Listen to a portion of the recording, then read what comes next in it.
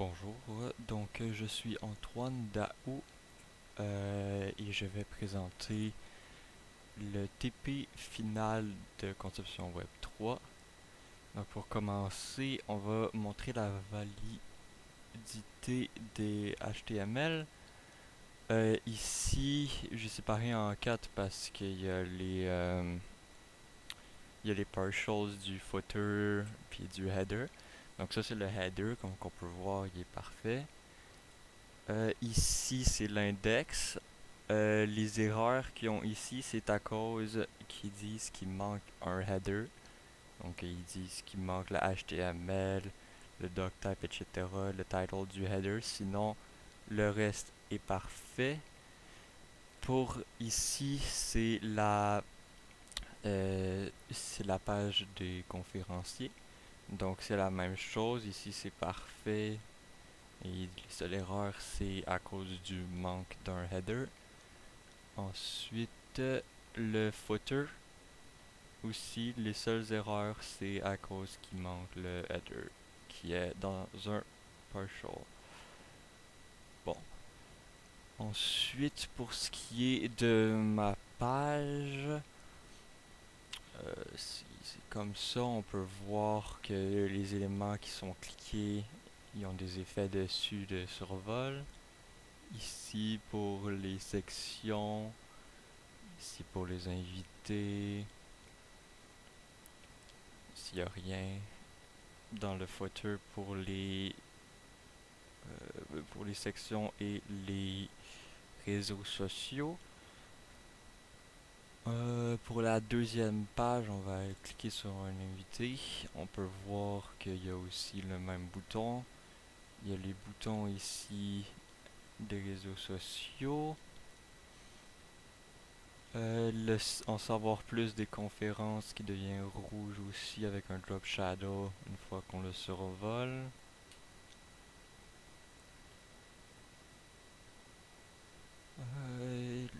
Ici c'est le carrousel qui fonctionne bien ici également.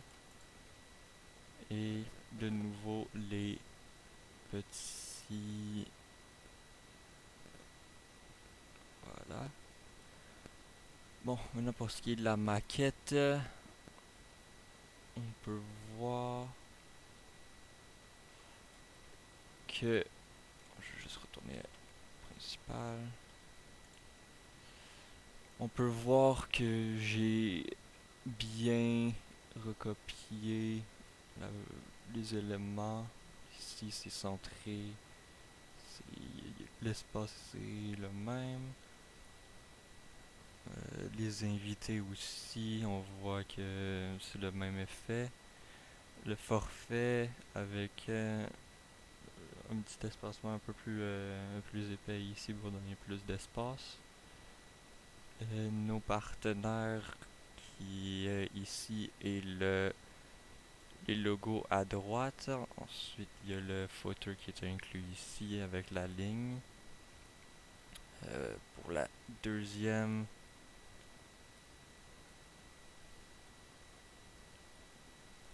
pour la deuxième page, on va aller ici.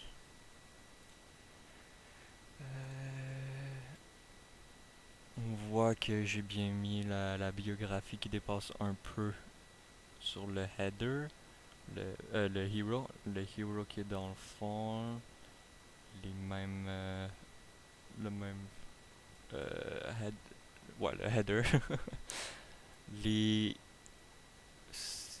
les réseaux sociaux qui sont ici avec la grid des images un peu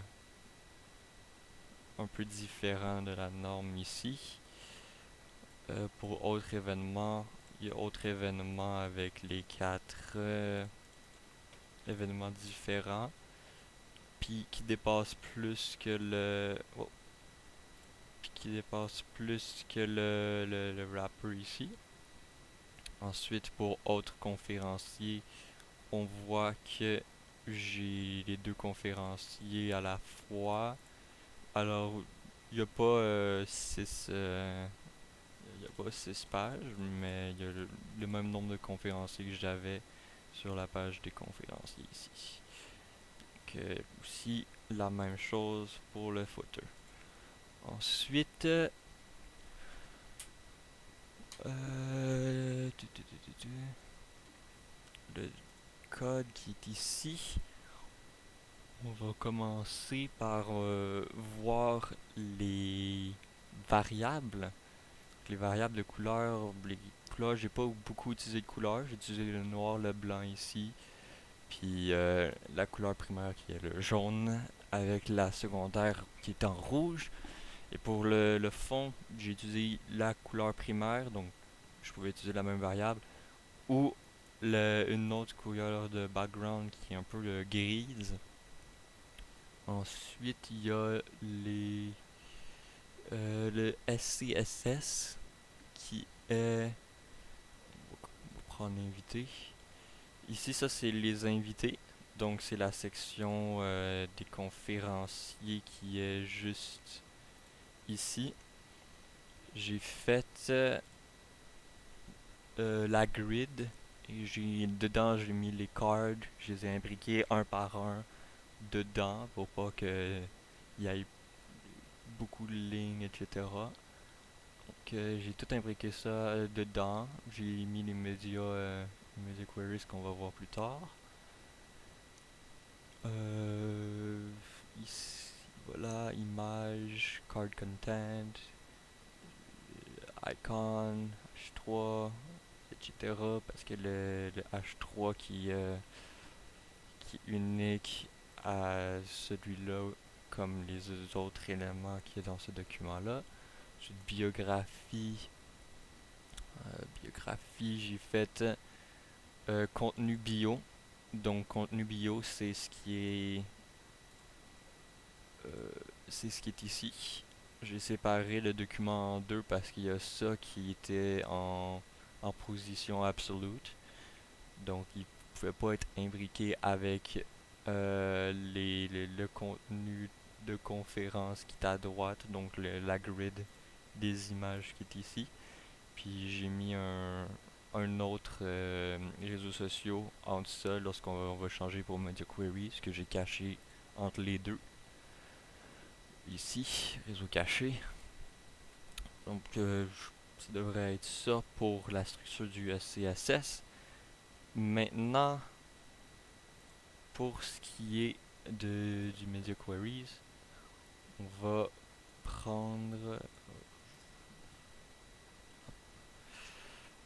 sortir ça.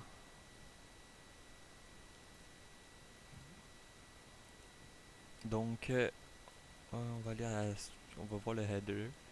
Le header, une fois que ça se coince un peu, il change puis il met le petit menu burger. Que ça continue comme ça jusqu'ici. Ensuite, pour ce qui est du footer, on voit que c'est quand même espacé, donc ça se rapproche beaucoup. Puis une fois que ça se colle un peu, là ça change, puis ça le met en vertical, comme qu'il y a sur le Figma ici, en mode ouais. Ah, ça c'était les partenaires. Mais bon, le footer c'est également la même chose. Donc ici, une fois que les sections se collent, se collent un peu, ça devient également en vertical. Bon, là, le partenaire, ça devient pas en vertical maintenant, mais c'est une fois que c'est trop collé, trop petit, ça devient vertical. Pour ce qui est de la section forfait ici, c'est normal. Puis une fois que ça te rapproche, ça squeeze un peu trop, ça se transforme en une grid simple, donc avec une seule colonne.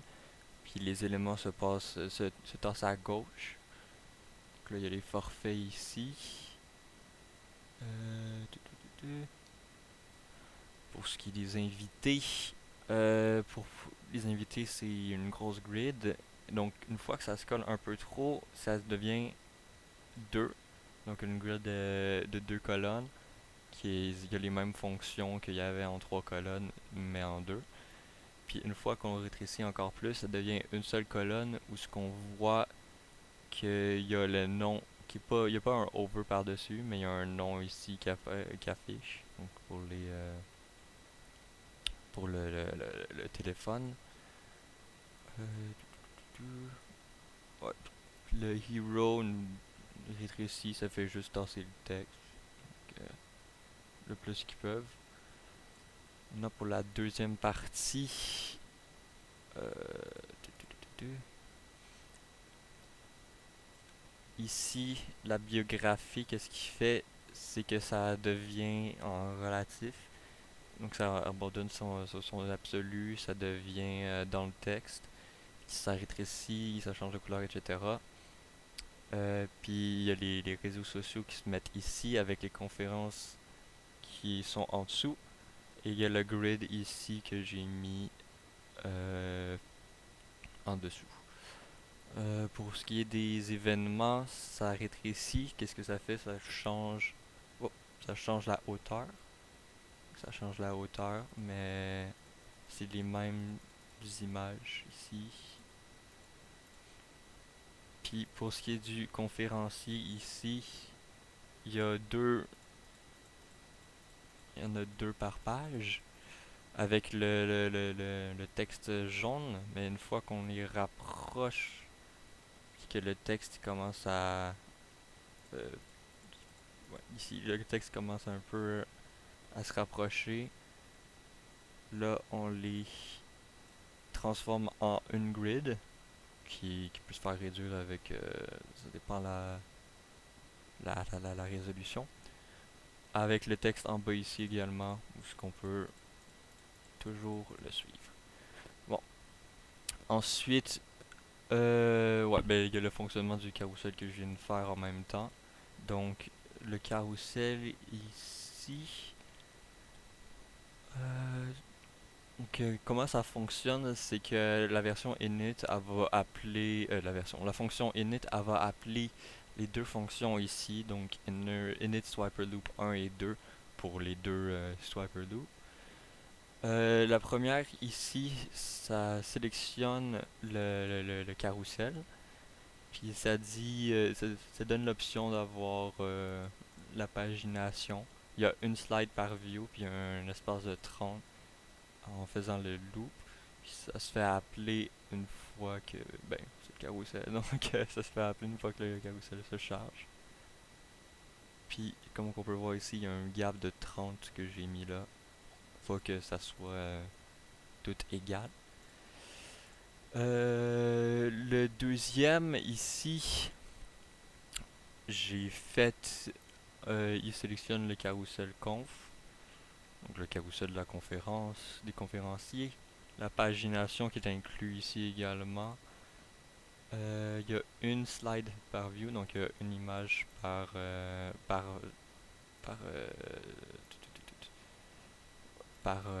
page, mais ça c'est lorsqu'il est plus petit que 1100 que j'ai marqué qui est selon moi la meilleure option ou changer à aller à 2. Donc ici c'est à 2, puis ça va continuer à 2 jusqu'à temps que ça s'en va plus petit que 1100.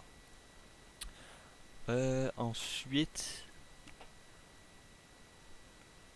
le menu hamburger que j'ai fait que j'ai appelé ici dans le init des event listener pour faire que les objets vont être cliquables et qui vont pouvoir montrer qu'est-ce que ça fait.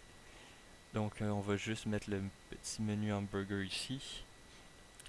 Le init event listener, qu'est-ce que ça fait? C'est que ça sélectionne des éléments, donc ici JS toggle, JS close, et ça fait que lorsqu'on clique dessus, ça ouvre la fonction ici, donc on open nav, on close nav.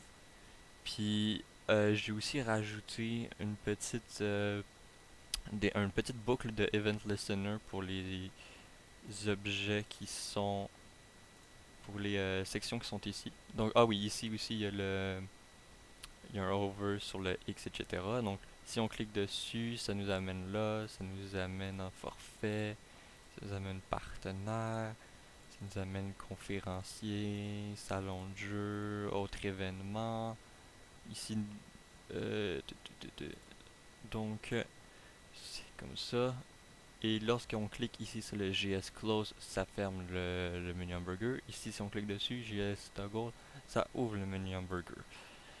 Donc, comme qu'on peut voir ici, pour comment ça fait pour ouvrir, c'est que ça rajoute la classe navIsActive. Donc, navIsActive qui va être dans le header ici. J'ai rajouté sur un div nulle part que trois classes, nav mobile et navIsActive si jamais il est actif. Donc, nav mobile, qu'est-ce que ça fait? C'est que ça. Header. Nav mobile, c'est que ça fait que le display est none. Donc, ça va changer entre le display none et le display fixe du nav active. C'est comme ça qu'on ça le ferme, ça ferme le display. Et l'autre, quand on l'ouvre, ça ouvre la position fixe. Donc, j'alterne entre les deux. Donc, quand ça ouvre, ça met is active et ça enlève le display none. Et ici l'inverse pour close. Donc, qu'est-ce que ça fait? C'est que ça enlève le display active puis ça met le display none. Bon, là pour la fin, on va montrer tous les liens. Donc, salon de jeu, conférencier, forfait, partenaire, réseau qui est ici. Euh, Également, acheter ici, je l'ai fait qu'il semble bon sur la page, sur la deuxième page, parce que sinon il y aurait juste celui-là pour l'amener sur la deuxième page. Mais normalement, ça devrait amener sur une page, une page achetée, une page de billets qu'on n'a pas faite ici. La même chose pour venez voir. Ça démontre Sven Vink, qui est le créateur de Baldur's Gate, comme conférence. Euh, tu, tu, tu, tu, tu. chacun des chacun des conférenciers ici l'amène à la page des conférences. Et les événements ici, le salon de jeu, conférencier, forfait, partenaire, réseau, qui est les mêmes. Ensuite, ici, si on clique sur l'Instagram, ça ouvre une page Instagram. Si on clique sur le petit basketball ici, ça ouvre une page, la même page, parce que je sais pas le basketball, ça va être quoi, mais c'est pour montrer que ça va ouvrir la page du menu du basketball. Ici, Twitter, ça va ouvrir une page Twitter. Et YouTube, ça va ouvrir une page YouTube à la chaîne YouTube où ce que je vais mettre la vidéo une fois que j'aurai terminé. Maintenant, la deuxième page, on peut voir ici que c'est la même chose, Instagram, Twitter et le YouTube. Donc le footer c'est le même ici. Et ici on le change ici, en savoir plus, ça va ouvrir une autre page ici qu'il y aura normalement les descriptions de l'événement. Et les petits Instagram, Twitter, YouTube qui sont les mêmes. Parfait. Donc j'ai fini de présenter ma vidéo. Merci d'avoir écouté.